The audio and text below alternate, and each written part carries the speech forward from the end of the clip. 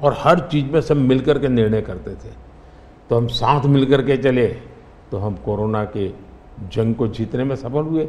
और मैं पब्लिकली कहता हूँ कि कोरोना की लड़ाई में भारत की सफलता का मैं सभी राज्यों का भी उतना ही योगदान है, मैं रिकॉग्नाइज करता हूँ। और इसलिए मैंने हमेशा कहा है कि देश को आगे ले जाना है तो हमें कॉम्पिटिटिव कोऑपरेटिव फेडरलिज्म चाहिए। हमारे यहाँ स्पर्धा होनी चाहिए, तंदुरुस्त स्पर्धा होनी चाहिए विकास की, तब जाकर के। अब देखिए G20, मैं G20 दिल्ली में कर सकता था, मैंने ऐसा नहीं किया। हिंदुस्तान के हर राज्य में G20 समिट किया, क्योंकि हर राज्य में G20 को सबसे ज़्यादा अवसर मिले, लोगों को उस राज्य को देखने का अवसर मिले, राज्य को अपना एक्सपोजर के लिए ग्लोबल प्लेटफॉर्म मिल जाए। क्यों? क्योंकि मैं चाहता हूँ मेरा देश का हर कोना मेरे लिए देश ही है। मोदी जी, दो सवाल G20 को लेकर मैं पूछना चाहती थी आपसे। एक तो वो जो क्लासिक शॉट था ना, वो प्रेसिडेंट बाइडेन और प्रिंस सलमान जो हैंडशेक वाला जो शॉट, उसके बारे में एक। दूसरा, वेस्टर्न मीडिया में बहुत से आर्टिकल्स आते थे उस वक्त कि कोई कंसेंसस होगा नहीं, डेक्लेरेशन होगा नहीं, पर हो गया डेक्लेरेशन। तो ये इन दोनों चीज़ों की बैक स्टोरी बताइए। एक तो आपने वो हैंडशेक कैसे करवाया और दूसरा डेक्लेरेशन कैसे हुआ? एक ग्लोबल गुड जब उसके लिए काम करते हैं और अपने निजी कोई इफ्स एंड बट्स नहीं होते हैं, तो आप दुनिया को ऑन बोर्ड ले सकते हैं। और मेरी कोशिश ये थी कि मुझे बताइए भाई, आखिरकार ये G8 और G20 पैदा कैसे हुआ। जिन मुद्दों को लेकर के पैदा हुआ तो उस मुद्दों से हटना नहीं, और उसमें सब मेरे से कन्विंस हुए, सब लोग कन्विंस हुए। कुछ लोगों से मुझे व्यक्तिगत बातचीत करने की ज़रूरत थी, मैंने वो भी किया। कुछ शब्दों की किसी के आग्रह रहते थे, उनको मैंने समझाने का प्रयास किया। दूसरा, मेरा इरादा था कि मैं लास्ट सेशन में नहीं करूँगा, मैं इसको इतना जल्दी करूँगा कि लोग सरप्राइज कर जाएंगे। और इसलिए मैंने दूसरे ही दिन पहले ही सत्र में डिक्लेरेशन वाला काम पूरा कर दिया। तो जो नेगेटिव अनुमानों के आधार पर सारा G20 घसीटने की कोशिश होती थी, मैं इसको किसी भी हालत में चौंका देना चाहता था। तो दैट वाज माय स्ट्रेटेजी, और वो स्ट्रेटेजी सफल हुई। और मुझे खुशी है, जहाँ तक दुनिया के उन देशों को क्यों लाए साथ, कैसे लाए। देखिए, सिल्क रूट की चर्चा हम बहुत समय से सुनते आए हैं। सिल्क रूट किसने बनाया, कैसे बना, कोई हिस्ट्री अवेलेबल नहीं है। तो सिल्क रूट चल पड़ा और यानी इवॉल्व हुआ धीरे धीरे। हम लोगों ने ये जो IMEC की दिशा में हम गए हैं, ये बहुत बड़ा गेम चेंजर बनने वाला है और आने वाले हजारों साल उसका इम्पैक्ट है। जैसा सिल्क रूट का इम्पैक्ट हजारों साल रहा, वैसा इसको इम्पैक्ट रहने वाला है। और उसमें मैं सबको विश्वास हुआ कि भाई हाँ, ये तरीका है। उसमें गल्फ कंट्रीज का भी पॉजिटिव और प्रोएक्टिव रोल था। भारत ने एक अच्छी भूमिका निभाने का भारत को अवसर मिला। US, यूरोप हमारे साथ थे और सबको लगा कि एक कॉन्क्रीट पॉजिटिव आउटकम निकलेगा, तो हम उसको लेकर के मिलते थे। तो उसमें स्वाभाविक था कि सऊदी किंग और प्रेसिडेंट बाइडेन और दोनों के साथ मेरी अच्छी मित्रता है, तो मैं किसी का भी हाथ भी पकड़ सकता हूँ, किसी की बात भी कर सकता हूँ। पर्सनालिटी पॉलिटिक्स भी आता है ना, क्योंकि देखिए आप कि अगर हम विदेश नीति की बात करें तो खाड़ी के साथ जो हमारे रिश्ते बेहतर हुए हैं, उसके लिए बहुत से लोग कहते हैं कि it is because of your personal intervention, आपको सम्मान भी दिया गया था वहाँ पर। तो चाहे ईस्ट एशिया हो या वेस्ट एशिया हो, इसमें पर्सनालिटी पॉलिटिक्स कहाँ तक इम्पोर्टेंट है कि आप उनके जो राष्ट्रपति हैं या प्रधानमंत्री हैं उनके साथ आपका वाइबिंग होता है, आप उनके साथ बातचीत करते हैं और वो फिल्टर डाउन होता है, फिर कहाँ तक इसमें पर्सनालिटी पॉलिटिक्स भी है? मैं समझता हूँ कि इसके अलग अलग व्यू हो सकते हैं और सब सही हो सकते हैं। एक मत स्ट्रॉन्ग है कि पर्सनालिटी कल्ट या पर्सनल रिलेशन ये बहुत ज़्यादा इन चीज़ों में नहीं डाले थे। एक मत है, स्ट्रॉन्ग मत है। मुझे लगता है कि हमारी डिप्लोमेसी अगर प्रोटोकॉल में फंसी रहेगी तो हम परफॉर्म नहीं कर पाएंगे। डिप्लोमेसी की ताकत भी इनफॉर्मल में भी है, प्रोटोकॉल में ही ऐसा नहीं है। प्रोटोकॉल में ज़्यादा पोजीशनिंग होता है, पहले कौन आएगा, पहले कौन हाथ मिलाएगा वगैरह, उसी में समझ जाता है। तो मैंने शुरू से देखा कि भाई जैसे मेरी शपथ हुआ था, बड़ा इंटरेस्टिंग है। मैंने तय किया कि मैं सार्क देशों को 2014 की शपथ। हाँ, 2000 पहली बार सार्क देशों को बनाने का मेरे मन में विचार आया। और उसके पीछे कारण ये था क्योंकि मेरा चुनाव प्रचार में मुझ पर आरोप एक ही था कि ये मोदी तो एक राज्य से आया है, ये देश की राजनीति क्या समझेगा, विदेश नीति क्या समझेगा, ये तो डुबो देगा। ये चुनाव प्रचार का मेरा खिलाफ के जो मुद्दे थे उसमें एक बड़ा महत्वपूर्ण मुद्दा था। सब लोग मेरी मजाक उड़ाते थे। तो मुझे लगा इनको एक ही एक्शन से मुझे जवाब दे देना चाहिए, बोलने की जरूरत नहीं है पहले दिन से। तो मैंने शपथ समारोह में सार्क देशों को बुलाया। उसके पहले मैंने बैक चैनल से उन सबसे सहमति ले ली थी, ऐसा तो नहीं हो सकता कि कोई, और सब लोग आए। मेरा शपथ हुआ। फॉरेन मिनिस्टर अभी तो हमारा बना भी नहीं था और मैं इन सारी चीज़ों से बिल्कुल नया था, बिल्कुल अनभिज्ञ था। लेकिन बायलैटरल सबके साथ होना था। जब हम लोग हैदराबाद हाउस में गए तो मुझे समझाया सब प्रोटोकॉल वालों के साथ, ऐसा होगा, वो आएंगे, आप ऐसा कहेंगे सर। जब समय हुआ आना से, मैंने कहा ऐसा करो मैं बाहर जाता हूँ उनको लेने के लिए। तो सारी सिस्टम हिल गई थी कि यार अपने प्रधानमंत्री गेट पर जाएंगे। सारी मेरी एमईए की प्रोटोकॉल की जो दुनिया थी ना, उसके लिए वो पहला ही दिन बड़ा गजब होता और मेरे लिए वो एक एक्शन सारे मेरे दरवाजे खोल दिए थे। और इसलिए मैं प्रोटोकॉल में बंधने के बजाय परफॉर्मेंस पर फोकस करके डिप्लोमेसी के लेवल को शिफ्ट करने का प्रयास किया और उसमें मुझे सफलता मिली है। President Obama, president Biden, president Trump, इन तीनों के साथ आपने काम किया हुआ है और इंडिया यूएस रिलेशंस एक अपवर्ड ट्रैजेक्टरी पे हैं। लेकिन बहुत से मुल्क हैं जो भारत की अपवर्ड ट्रैजेक्टरी से परेशान होते हैं। ये इट इज़ अंडरस्टूड कि ये है, जैसे कि चाइना, क्योंकि वो दे यूज टू थिंक कि ग्रुप ऑफ टू होगा, एक तरफ चाइना, एक तरफ अमेरिका, मतलब दो पावर सेंटर्स होंगे। तो मैं सिर्फ उदाहरण के लिए चाइना दे रही हूँ, लेकिन हमारे इर्द गिर्द जो मुल्क हैं वो भी थोड़े असमंजस में है कि ये भारत की ट्रैजेक्टरी इतनी ऊपर इतनी जल्दी जा रही है।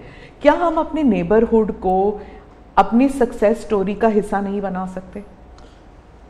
अच्छा सवाल आपने पूछा। हमारी डे वन से पॉलिसी है, एक नेबर फर्स्ट, दूसरा एक्ट ईस्ट। तो जो हमारे ईस्टर्न पार्ट के जो हमारे आसियान कंट्री के देश हैं उसमें हमने एक्ट ईस्ट पॉलिसी लिया है, यहाँ नेबरहुड फर्स्ट। तो ये हमारा डे वन से हमारे देश की भी पॉलिसी है और हमारी भी पॉलिसी है। पहले लूकैस था, मैंने आकर के उसको एक्ट ईस्ट कहा। लेकिन इसमें दूसरा, आज दुनिया के सैकड़ों मील दूर भी कोई देश है, उनको लगता है कि भारत की प्रगति में हमारा कोई बेनिफिट है, तो पड़ोसी क्यों नहीं देखेगा? आज पड़ोसी सबसे ज़्यादा खुश हैं क्योंकि भारत उनके सबसे, अब जैसे कोविड के कालखंड में कोई पड़ोसी देश ऐसा नहीं है कि जिसकी हमने मदद नहीं की हो। नेचुरल कैलेमिटी, कोई ऐसा देश नहीं है। अब जब नेपाल में भूकंप आया, फर्स्ट रिस्पॉन्डर हम थे। श्रीलंका में बहुत बड़ा क्राइसिस आया, उस क्राइसिस के समय सबसे ज़्यादा उनको मुसीबत में से बाहर निकालने का कोई काम किया है तो हिंदुस्तान ने किया, और पब्लिकली वो रिकग्नाइज करते, इसको कहते हैं। और इसलिए मैं तो दूसरा अनुभव कर रहा हूँ। वो हमसे बहुत अपेक्षाएं करते हैं और पॉजिटिव अर्थ में मैं कहता हूँ, अच्छे रूप में देखते हैं। और भारत ने भी कहा है कि भाई हम हमारे सभी देशों को, पड़ोसियों को शक्तिशाली और समृद्ध देखना चाहते हैं। आपने दोस्ती का हाथ बढ़ाया था 2014 से ही पाकिस्तान, चाइना के साथ भी ऐसे किया था, लेकिन जब आप सक्सेस स्टोरी या अपने नेबरहुड फर्स्ट की बात करते हैं तो पाकिस्तान, चाइना, मालदीव्स ये भी आते हैं और यहाँ पर कटाक्ष है अगर आप बात करें तो। इसके लिए सुधार उसमें उनकी अंदरूनी राजनीति महत्वपूर्ण है।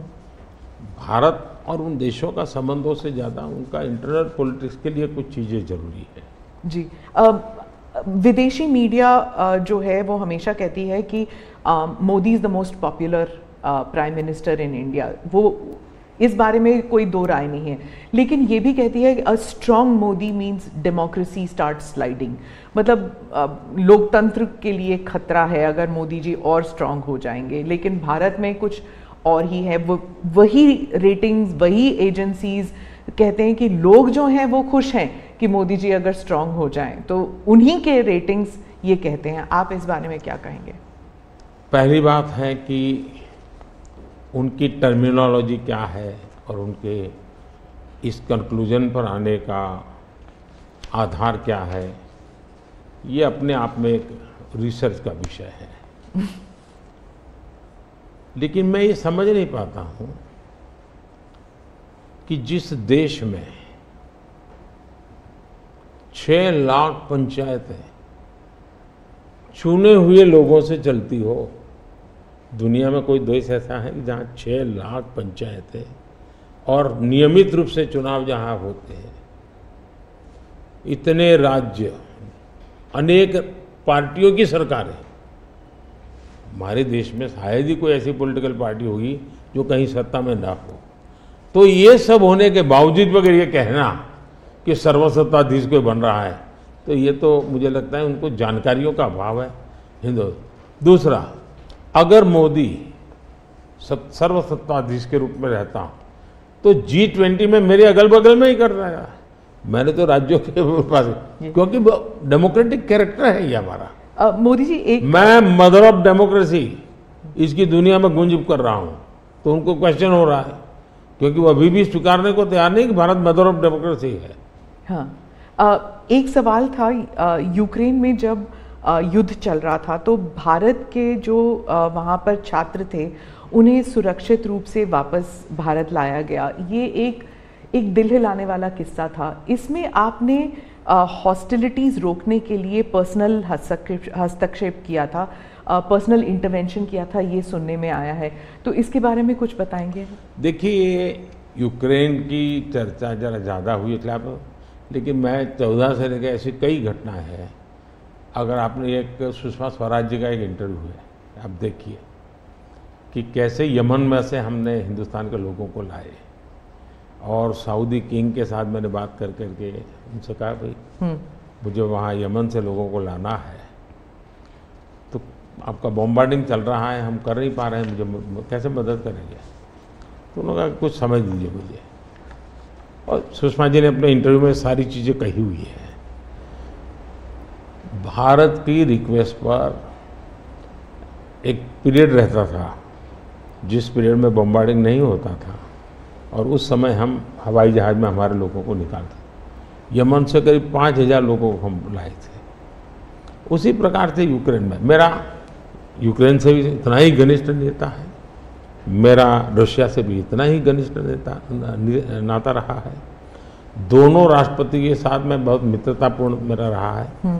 मैं पब्लिकली राष्ट्रपति पुतिन को कह सकता हूँ कि युद्ध का समय नहीं है।